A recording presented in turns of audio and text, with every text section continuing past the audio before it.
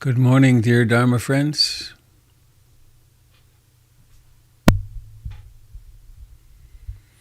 Here we are, breathing again, or still.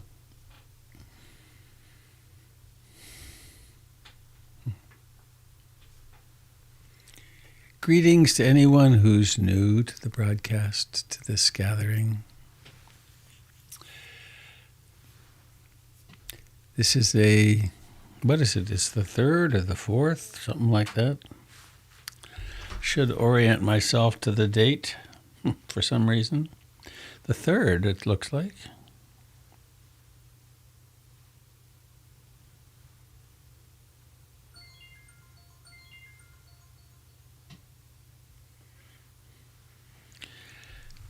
February the 3rd. This is a gathering of the Portland Insight Meditation Community. I am that which takes itself to be Robert Beatty.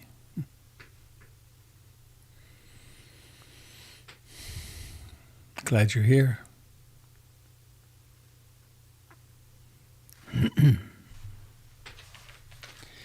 I have a Mary Oliver poem this morning. I was given this beautiful little book last night by my daughter.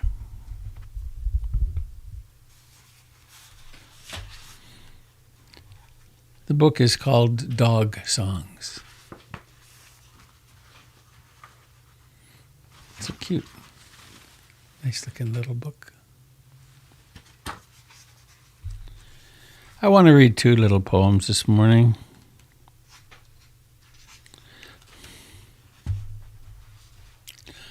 Little Dog's Rhapsody in the Night. He puts his cheek against mine and makes small expressive sounds. And when I'm awake or awake enough, he turns upside down, his forepaws in the air, and his eyes dark and fervent. Tell me you love me, he says. Tell me again. Could there be a sweeter arrangement? Over and over he gets to ask, and I get to tell.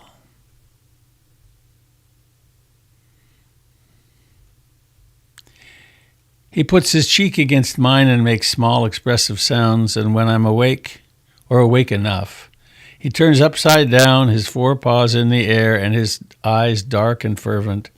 Tell me you love me, he says. Tell me again. Could there be a sweeter arrangement? Over and over he gets to ask, and I get to tell.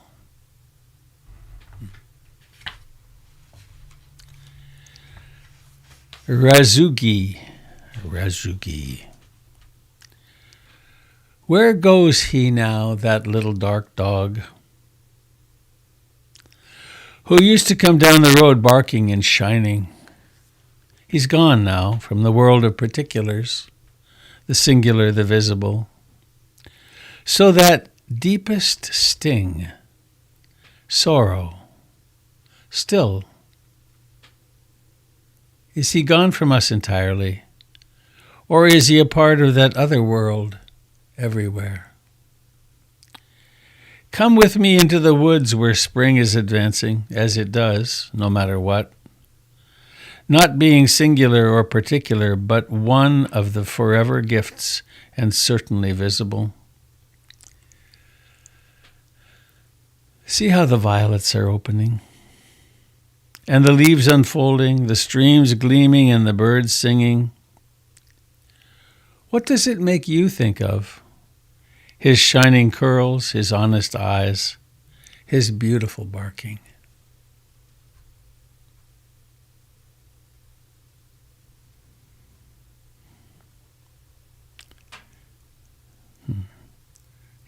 Some of you might not have been around the last couple of days. My dear dog friend Budo, friend of 18 years, made the big leap into everything 2 nights ago. And I've been grieving. Where goes he now, that dark little dog? Where goes he now, that little white dog? who used to come down the road barking and shining. He's gone now from the world of particulars, the singular, the visible. So that deepest sting, sorrow. Still, is he gone from us entirely, or is he a part of that other world everywhere? Come with me into the woods where spring is advancing, as it does, no matter what. Not being singular or particular, but one of the forever gifts and certainly visible. See how the violets are opening, and the leaves unfolding, the streams gleaming, and the birds singing. What does it make you think of? His shining curls, his honest eyes, his beautiful barking.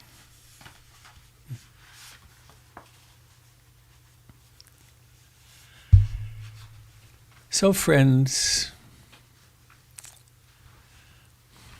that I've known for years, friends that are just appearing now, let's awaken to being nature ourselves. And we have the nature to breathe. So let's sit comfortably upright. Comfortably upright.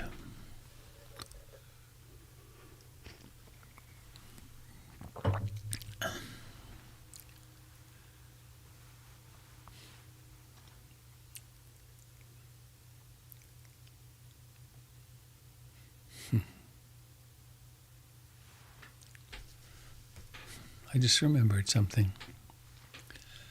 Thoughts flash into being on their own.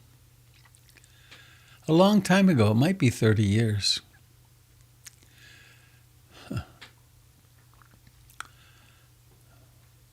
At the end of a retreat at Brightonbush, a woman who was on the retreat, Judith Boyce, a naturopath. I think she moved away. But she came up to me at the end of the retreat and said, "You say you're an environmentalist, and you say you take the best care of the earth you can." And then she sort of grabbed my lapels and said, "You don't take very good care of yourself, and you are the living earth."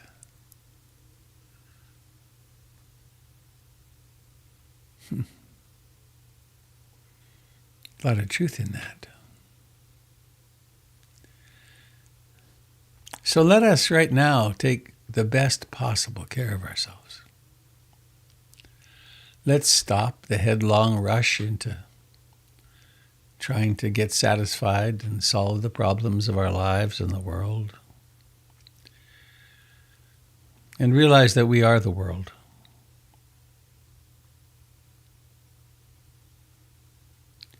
And let awareness encourage awareness to be here in this sitting.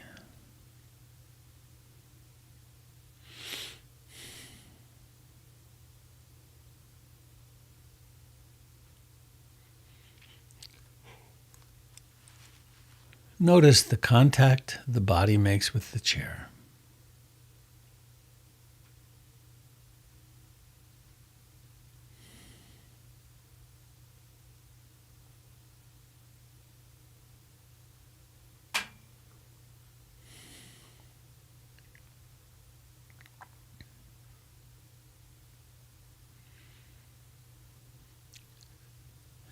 Notice the life of the hands.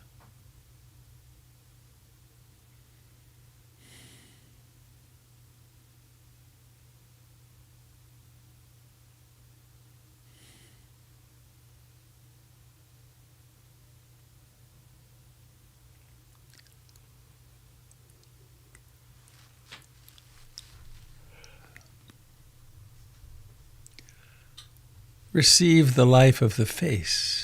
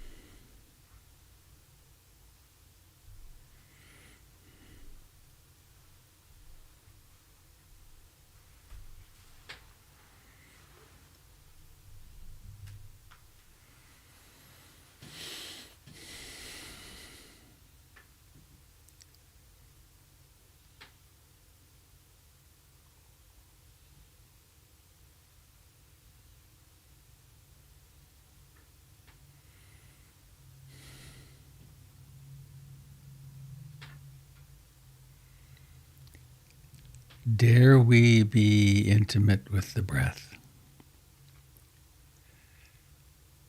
Dare we actually become fully alive?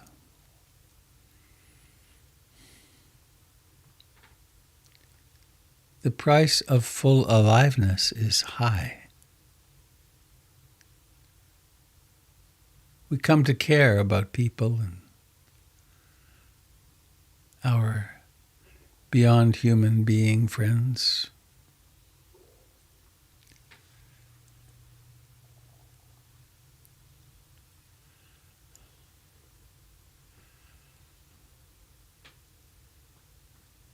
We could instead stay in the quiet catastrophe where we never commit to anything.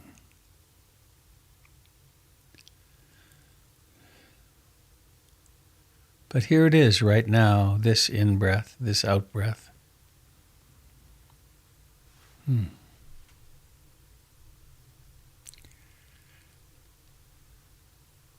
Be prepared, I'm going to turn on the recording that I forgot. There will be a voice.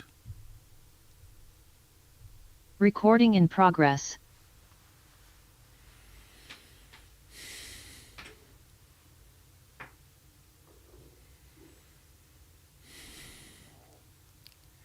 There's breathing in and breathing out.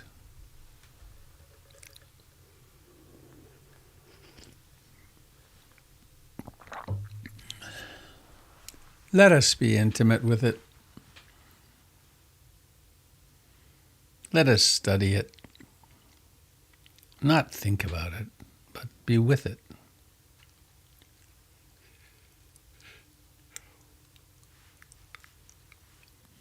And with the same intimacy, let us notice thoughts.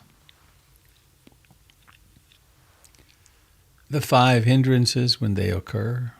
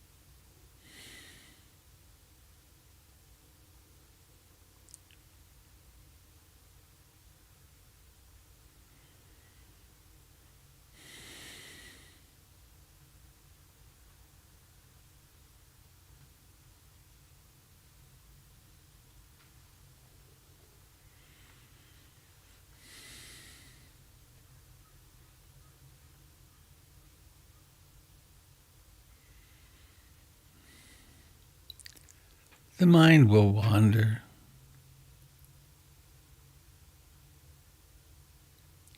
It does it all by itself, on the basis of causes and conditions. There's no predicting what thoughts will arise. We can make a good guess sometimes, but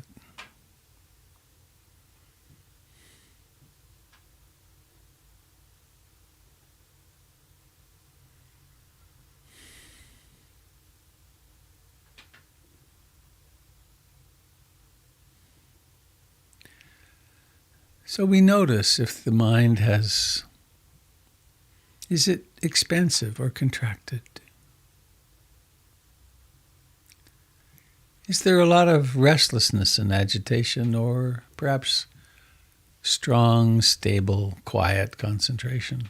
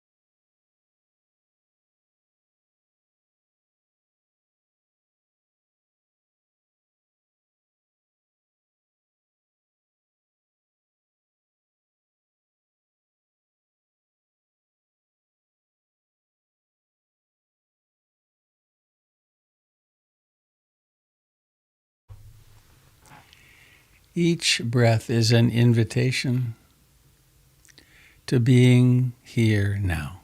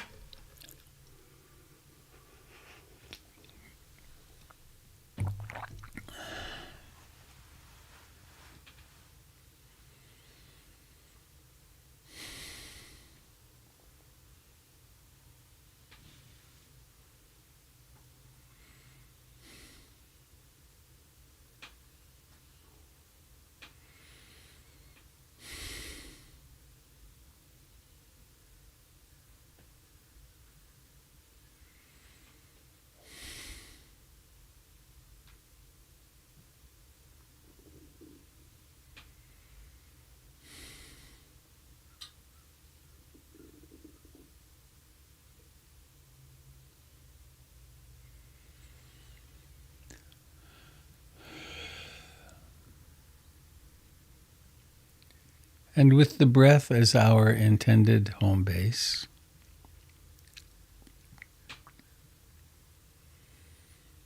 thoughts, emotions, moods, body sensations, sounds, smells,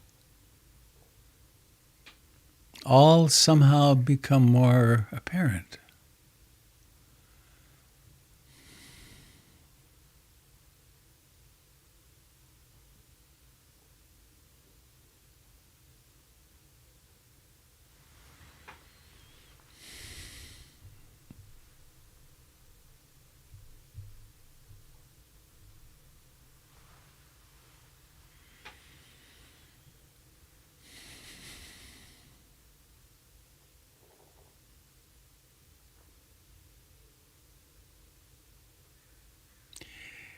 It doesn't take the usual kind of effort.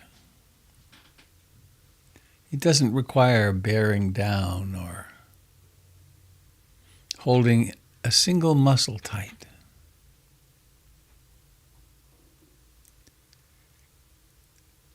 Just as in the morning we awaken from sleep,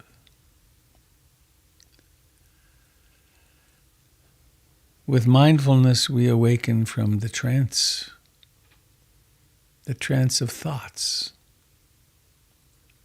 the trance of fantasies, the trance of emotions.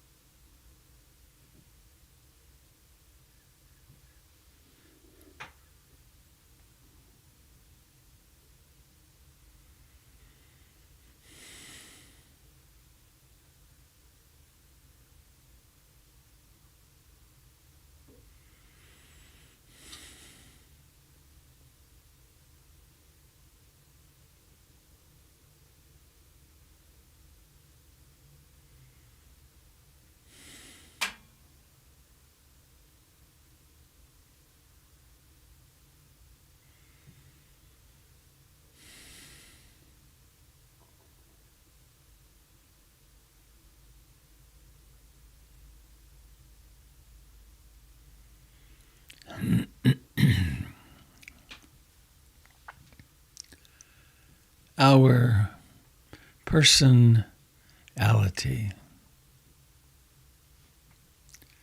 is very convincing.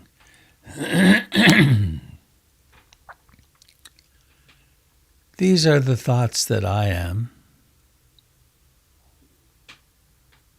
These are the worries that I have. This is how my life is challenging.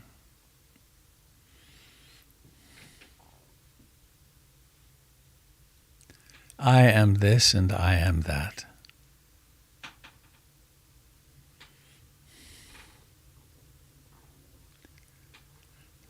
These are the thoughts that I'm afraid of. This is the emotion I freak out when it comes along.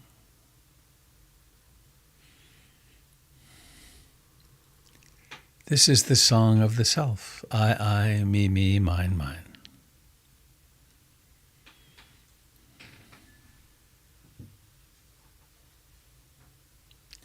I am a person who has flashbacks, or I am a person who experienced trauma or abuse.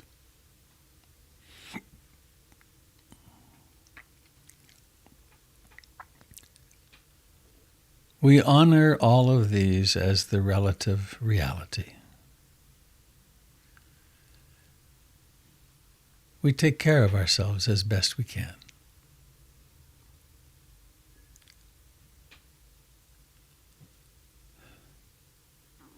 And simultaneously, with mindfulness, non-judgmental awareness of what occurs in and around us in successive moments of consciousness.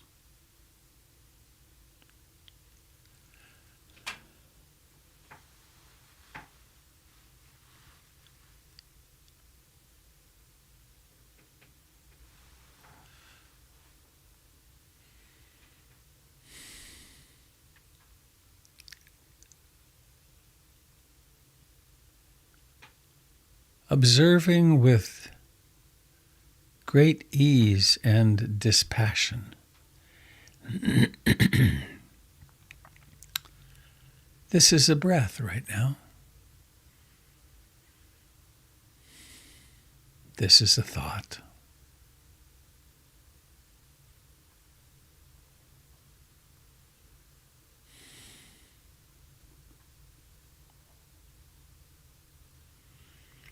Each breath and thought has a beginning.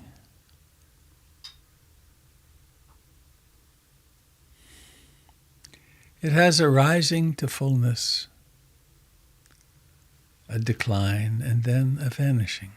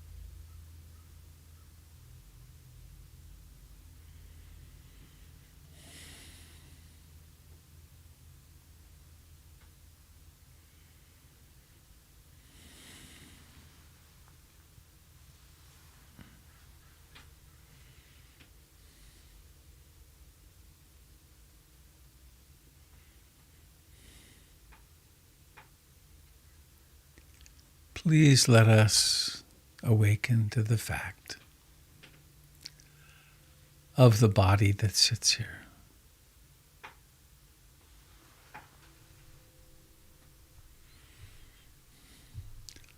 All the way from the feet to the knees to the hips, the life of the pelvis, all the organs cradled in the pelvis.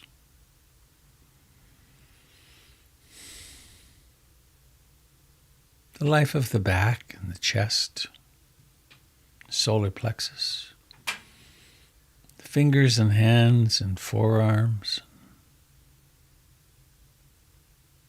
the upper arms and the shoulders, the neck, the throat,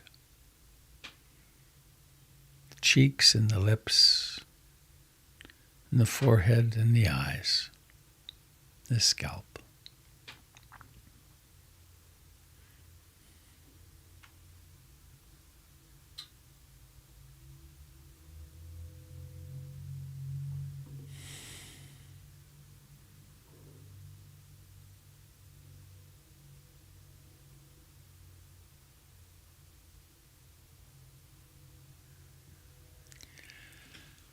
And notice the intention to open the eyes.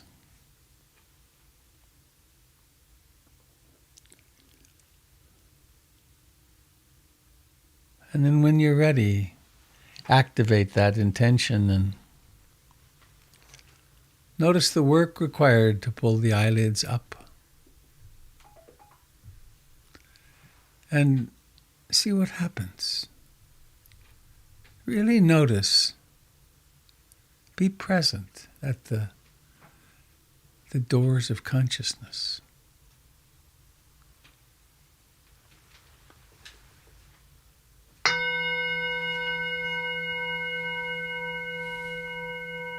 May all beings everywhere share in the merits of our practice.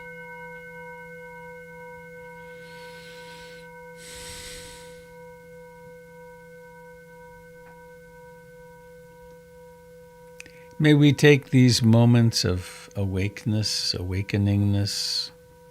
with us into every activity of daily life, without exception.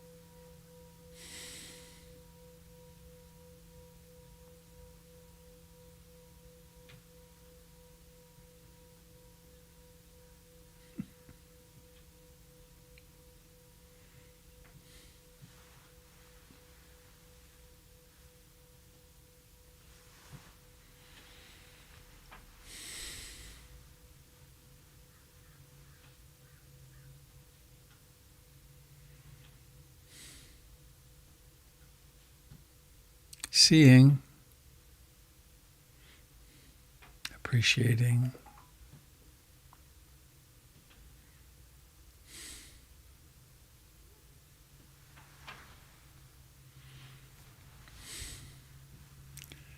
sorry about the phone call. I'm not sure whether I got the mute button quick enough. It was from Standard TV and Appliance saying that the window of delivery today of our new used stove is between 9 and noon. And that being the case, I will need to end pretty promptly at 8 because I need to be at the center by 9 for sure.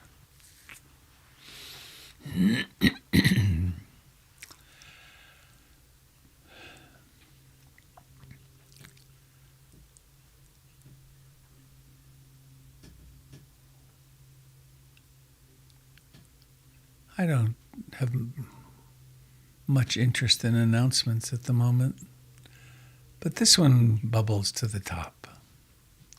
A certain responsibility that I have. to remind us, to remind you about the practice of generosity and supporting PIMC as a source of spiritual inspiration. If you're already a participant in the mystery of generosity regarding PIMC, thank you very much. It's remarkable how we've kept this going all through COVID and through this huge building project.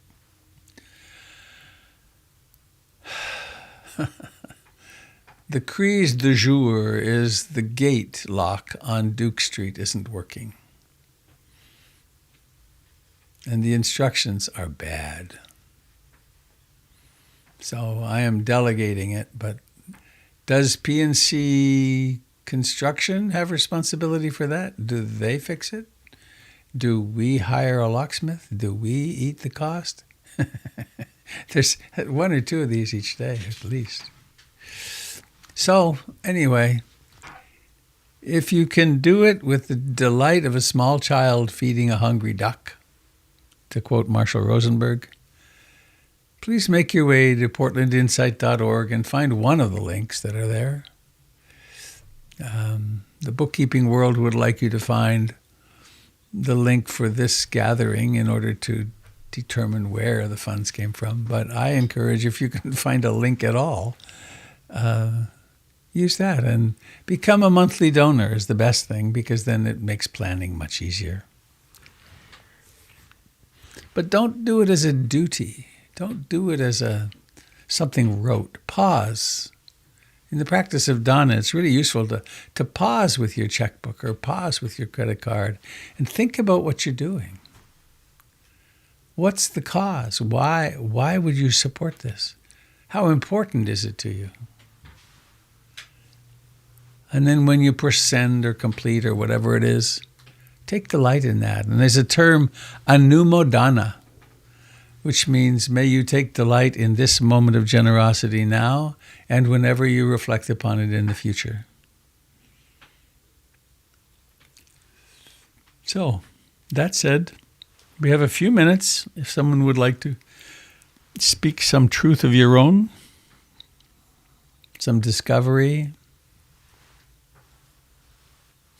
Actually, Robert, hi, it's Dave Mayer. I would like to say something briefly, which is I had a 7-hour drive yesterday, and I took the opportunity to repurchase your book in the form of Audible and listen to it on the drive. And I remember somebody else a month or two ago commented about this. It's a very different experience listening to it than reading it. It's like reading it, you take it in this way, and listening to it, it's night. You're standing on the wall over here, hearing the same information, and it just comes at you a different way. But what I had a difficult challenge getting over was listening to Robert read Robert's words, because I'm so used to listening to Robert's words as Robert speaking them, but then there's Robert speaking, reading Robert's words. It was an interesting time, but I recommend it to everybody. It just is entirely different access to the same information and much more deep and fulfilling. Thank you. It was pretty weird being Robert reading Robert's words into a microphone and having every little smacking of the lips or whatever be interrupted and having to go back and reread that paragraph. I did have a wandering mind moment of picturing you in a recording studio for hours and hours and hours. And yeah. Almost 20 hours to recruit that little tiny book. Jennifer gave me, oh dear, I forget the name of it. Barack Obama's book. And he read it himself, and it's huge. Michelle Obama's book, too. I listened to her book on one of these drives. It's, gigantic. And exquisite. Human beings to love and respect. Good morning, it's Kat. Hello, Kat. Hi. My kids are talking in the background, and that's just fine. I have They say hi, Hi, Pax or Ethan. Ethan. They're both very excited. Two things. They love you, Rob. Talk, guys, please. Do I need to go lock a door? Right. Actually, that's a good idea. Yeah, it's okay, Bubba. I'll be right back. Oh my goodness. Anyway, I'm holding the door closed with my fist, trying to keep this door closed. Wanted to first mention that the new Queer Affinity group is going to be starting on February 13th. It is co-facilitated by me and Robert Birch. It's for anyone on the LGBTQIA plus spectrum. There will be poetry, there will be meditation, there will be discussion, there will be dancing. I hope we have people come and join us. The link is on the digest, I believe. And the other thing I wanted to share was just an experience of this morning, which is I woke up really late. And when I'm late on a school morning, I have a sinking feeling of despair most mornings of, oh gosh, we have to run and do all this thing. It was just such a special experience to sort of step outside that and look at my mind working and look at that spin. And my kids went out the front. Like, okay, bud, thanks. And just not buy into it today. Just be like, we're going to be late for first grade and pre-K, and it's going to be okay. And just have a chill and easy morning and like have breakfast and not rush. And it was just a very experience of like, oh yeah, my thoughts don't actually have to dictate every action I take. And it was a nice reminder. So thank you. Okay. Thank you.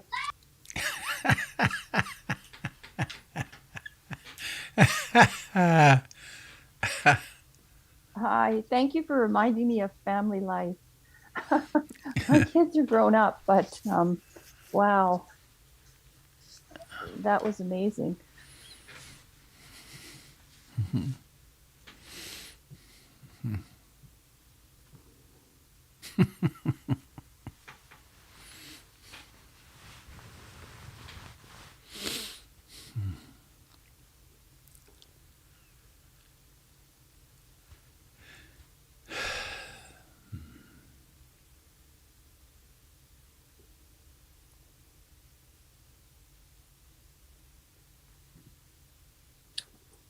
Hello, Robert and Sanga. This is Anna. Hello, Anna.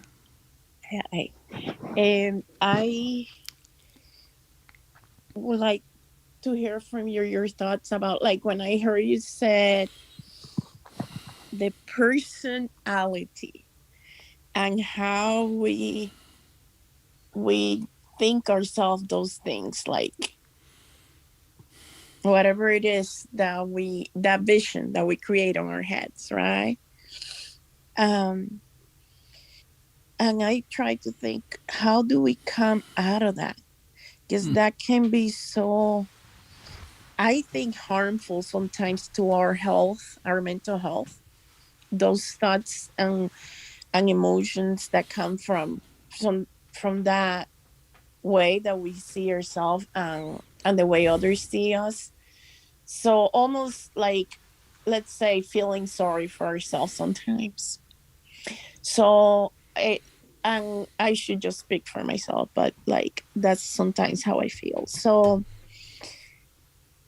I thought to ask this question because I'm afraid you're gonna say, well, stay present. That's the answer, like to find nirvana. But how do I come to that? How do I do that mindfulness all the time?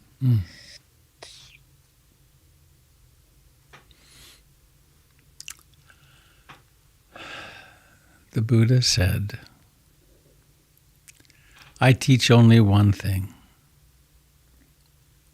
Suffering, the cause of suffering, and the end of suffering, and the path that leads in this direction. Those are the Four Noble Truths. And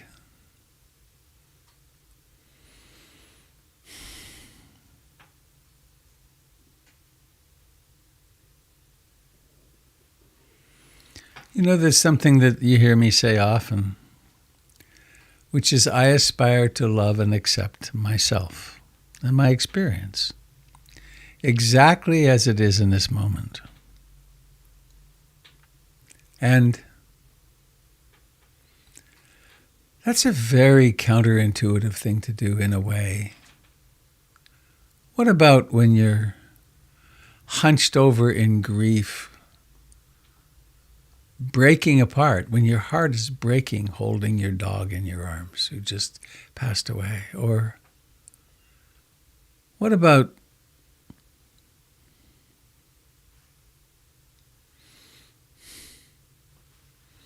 when you're worried about finances, or you're in the middle of a conflict with a loved one, or maybe you've been rejected in a relationship or something? How to love that? How to turn toward that with as much enthusiasm and willingness as possible, and to feel it in its complete agony.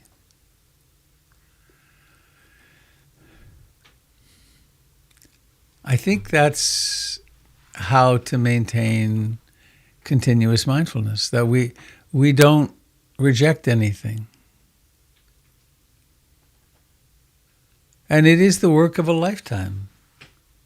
I've been, as of January the 25th, it's been 51 years that I've been engaged with the Dharma, and I will be until I breathe my last breath. And so I think, I don't know if this is any help, but all we can do is form the intention to be present, and then develop some strategies like, brushing your teeth. Make brushing your teeth a conscious act. Stepping into the shower. You've heard me say these many times because these are places that I've been using for decades. I've been shaving. I shave in the shower. Don't need a mirror. And I've been shaving mindfully now for 50 years. And what it means is I try to just, when shaving, just shave. And I try to remember when eating to not have my phone on, and to be aware of eating and actually eat the food rather than thoughts and images. When driving, just drive. Just turn off the entertainments and be aware of, now I'm turning left, now I'm turning right. This is the foot on the accelerator. Now approaching the intersection, and I learned this. I went to driver's education several years ago when I got 4 speeding tickets in too short a time, and they were going to take my license away for a month. I would add that they were all in speed traps with cameras that were, I think, not well done, but whatever, because I'm not a fast driver particularly. Anyway, I learned this. This could save your life. When you're driving, stay 4 seconds behind the car in front of you. 1001, 1002, 1003, 1004. On the freeway, that's 100 yards. It's the length of a football field at 60 miles an hour. It changes everything. And what you do if somebody cuts in front is you just fall back. You fall back. You let it. Someone asked in the driver's ed class, well, what do you do if someone's tailgating? And the policeman who was helping teach it said, you mean after you stomp on the brake?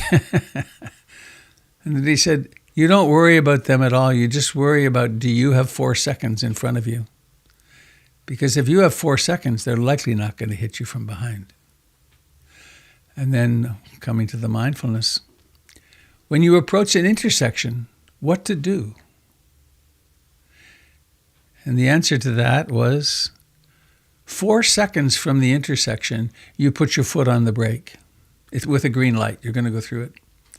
You put your foot on the brake and you're ready to stop if you need to. 2 seconds from the intersection, you put your foot on the gas and you're ready to power through if you need to. That's a very wonderful way to drive. Every time you go through a light, it's okay, I'm doing my practice. So that's the way, Anna, I think. And there's one more thing that popped up while you were speaking. I keep, every now and maybe I'll just do this finally and get it over with.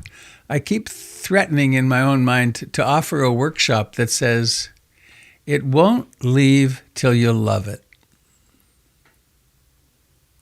So any pattern, any mental pattern, any agony, any lust or hate, to resist it or to indulge it supports it. When things diminish and pass away is when there's no reaction. I know these last few days, there's been a lot of grief come through, especially that first day. Man, that was wild. And my practice was to turn toward it. I've known many people who won't do that. They'd rather be angry, they're conditioned. They'll be angry at the doctor or the veterinarian or angry at something, rather than feel the helpless, hopeless anguish of the broken heart. But what happens if you turn toward the broken heart, then the wave of anguish comes through and then it passes. I've had the privilege of working with thousands of people really over my lifetime as a therapist and Dharma teacher. And sometimes someone's been depressed and freaked out and so on for 5 or 10 or 15 or 20 years because they never stopped and felt the grief of the loss of their daughter or their son or their hopes of this or that. And my task as a person assisting on the path is sort of to hold their hand and say, why don't you feel it? Trauma is really just unfelt feelings, unfelt memories that can be integrated, but we do have to be willing to open to it. So what do you think, Anna? Is that any help? Thank you. Yeah, a lot came to mind. When it comes, especially that part of loving, it's like coming into accepting what is. Yeah, absolutely. Thank you, Robert. Accepting what is. It's true.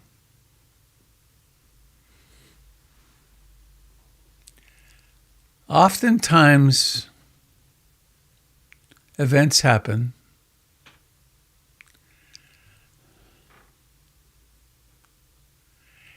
in which we don't at the time have enough resiliency, inner and outer support, to actually open to the experience. And so, in Robert Bly's terms, we put it in the bag. We deny, we drink, we smoke some weed, we don't face it. And that's called trauma. And then it's there all the time. It interferes. It's always trying. It's a beautiful thing in a way. It's always trying to be felt. It wants to heal. And then if we dare to slow down, it's always right there. And that's the main reason people don't meditate, because the unfelt will start being felt.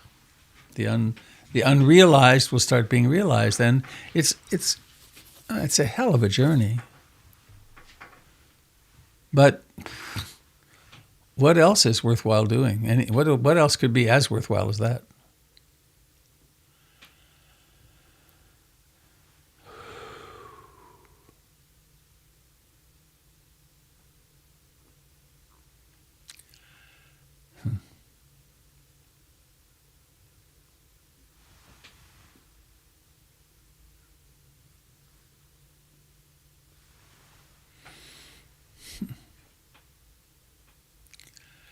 So, any last thing anybody would like to share? I do have to make my journey across town to. Oh yeah, it's 8:10. Goodness. I hate it. This 3-hour window. Why didn't they say between 9 and 10? You know. Robert, I have a question for you. This is Had. I had. As you know, I lead a guided introduction to meditation for fellow survivors of brain injury, Yeah. and I have one man. I'll call him Dave. I don't want to, and he is a young man. He's in his 20s. He was a champion rock climber, and he fell and has a brain injury from that, and he struggles with speaking now. And he comes many weeks. He comes to the Monday meditation I lead, and this week he was utterly delighted, and he was thrilled with how good he felt all day after our meditation, and was saying, I don't know if this is from the meditation, ? And I'm just asking you if you could give me some instruction on how to respond to that, because he had a wonderful day, and I want to say, of course, that's from the meditation and the path you're on and what you're learning. And the other side of me says, well, that's going to be gone in 2 seconds, because I know that's how it is for me. Do you have any advice for me on how to speak with him? Sure. I would propose meet him empathically and say, well, that's wonderful. I'm so glad you had a good day. Don't try to, I would avoid saying, yes, it's the meditation. Who knows what it was? Maybe his digestion was good, or maybe he slept well the night before, or who knows? And maybe, I'm so glad you had a great day, and I look forward to seeing you the next time we meditate. Okay. Yeah. Thank you. Hi, before you go, I have a very quick observation. Because I wear glasses to see, farsighted, I don't need them for distance. What I've been doing is, when you tell us to open our eyes, I don't put my glasses on. And today I really took time with it. And I had this sense of, in that kind of blurred thing, not noticing specific features, that I was feeling like I had an essence of people. And of course, it's kind of hearing and knowing some people specifically, but it just felt really nice. And I guess some people would talk about aura. Well, I didn't see the aura, but so maybe since a lot of us wear glasses, I don't know if anybody else has tried that, but I just put it out there. Thank you, Eileen. Let's sing our way out of here. You ready? May all beings receive all blessings, and I will be here. My plan is to be here tomorrow morning, and then I will be absent for 2 weeks. I'm on the plane on Saturday noon for Costa Rica, where Jennifer and I are disconnecting. So, Bhavatu Sabe Mangalam. Bhavatu Sabe Mangalam.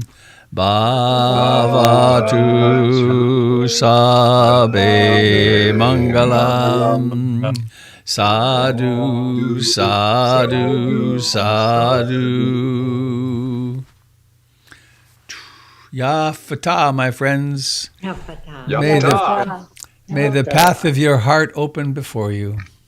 Congratulations, Denise. I'm glad your son's well or better. Getting better. Oh, good. Yay.